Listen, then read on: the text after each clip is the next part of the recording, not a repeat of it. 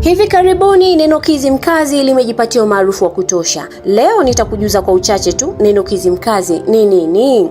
Mwandishi wa makala hii ni Comrade Ali Maftah aka Pacome ya Mchongo. Picha na video imeandaliwa na Tai Joy na inasomwa kwako na mimi Kisa Mwakasope. Twende pamoja.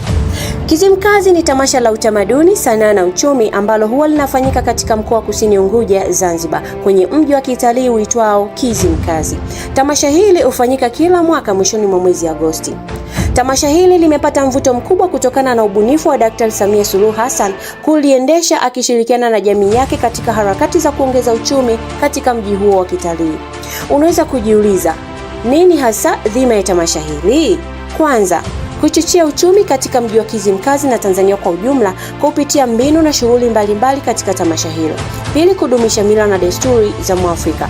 Tatu, kudumisha amani, upendo na ushirikiano baina ya makundi mbalimbali ya kijamii.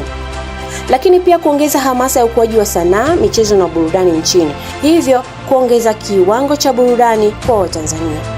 Kizimkazi imeleta mafanikio makubwa katika taifa letu, ikiwemo ukuaji wa mji wenyewe wa Kizimkazi kimaendeleo na kibiashara. Ikumbukwe kwamba baada ya tamasha hilo mji wa Kizimkazi umeongezewa vivutio vya kitalii kutoka 17 hadi 19, ikiwa ni ongezeko la kivutio kama mradi wa Kasa na tamasha la Kizimkazi.